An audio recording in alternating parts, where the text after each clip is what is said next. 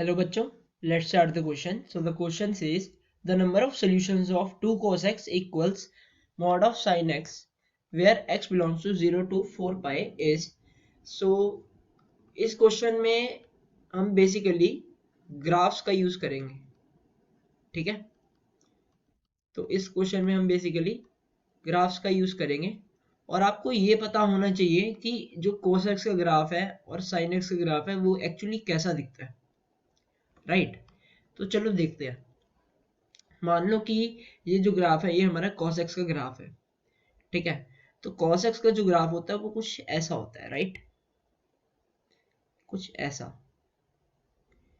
जो पाई pi by जो इसकी 0 पे वैल्यू होती है वो होती है 1, और जो पाई बाय 2 पे वैल्यू होती है वो होती है 0, और ये पाई हो गया जहाँ पे मेरी क्या वैल्यू होती है -1, और यहाँ पे जो फिर से जो मेरा 3 पाई बाय 2 होता है यहाँ पे 0 हो जाती है, और जो मेरा यहाँ पे 3 पाई बाय 2 के बाद जो 2 पाई है यहाँ पे फिर से 1, और ये ऐसे ग्राफ चलता रहता है।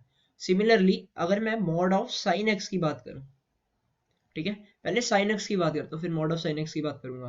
तो जो मेरा साइन एक्स है इसका जो ग्राफ होता है वो कुछ ऐसा होता है, राइट। तो इसका कुछ ऐसे होता है कि ये पाई बाय 2 होता है, ये पाई बाय 2 होती है वैल्यू मेरी ये वाली, जिसपे वैल्यू होती है 1, और यहाँ पे जो मेरी वैल्यू होती है वो क्या होती है, वो होती है मेरी 3 पाई बाय 2, जिसपे वैल्यू होती है -1।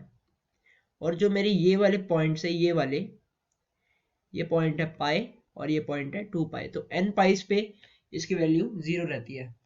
और अगर मैं सिमिलरली अगर मॉड ऑफ साइन एक्स की बात कर दूं तो जो मेरे नीचे नेगेटिव वाला पार्ट है वो बस ऊपर चला जाएगा, राइट।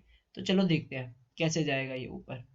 अगर मैं इसको ध्यान से करूं तो मेरे को पता चलेगा जो मेरा ग्राफ नीचे था वो मेरा ग्राफ ऊपर चला जाएगा, राइट।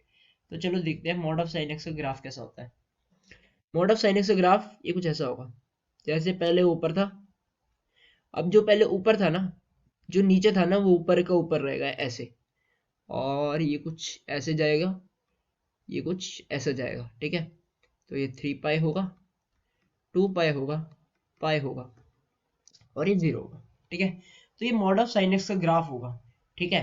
और अगर आप ध्यान दो, अगर मैं यहाँ पे cos x के साथ 2 लगा दूं तो कुछ नहीं होगा, बस इसकी रेंज 2 हो जाएगी, और यहाँ पे जो रेंज है ये -2 तक जाएगा, ठीक है।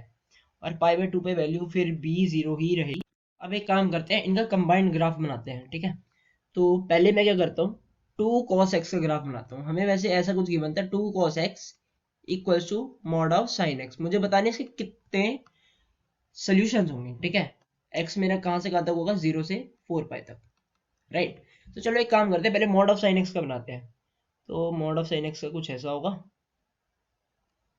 ये कुछ ऐसा होगा। मॉड ऑफ साइन एक्स का कुछ ऐसा होगा, ये पाई, ये 2 पाई, ये 3 पाई, और ये होगा मेरा 4 पाई, ठीक है। और अगर मैं 2 टाइम्स cos x का निकालूं तो ये मेरे यहाँ से शुरू होगा, क्योंकि अगर ये 1 है, ठीक है, और ये 2 cos x है, तो इसकी जो रेंज होगी वो कहीं 2 से शुरू होगी। तो ये कुछ ऐसा जाएगा, ठीक है। ये ये ग्राफ कुछ ऐसा जाएगा, और आप ध्यान से देखो तो ये ऐसे, ये ऐसे, ये यहाँ से ऐसे, ये ऐसे, ये ग्राफ कुछ ऐसा जाएगा।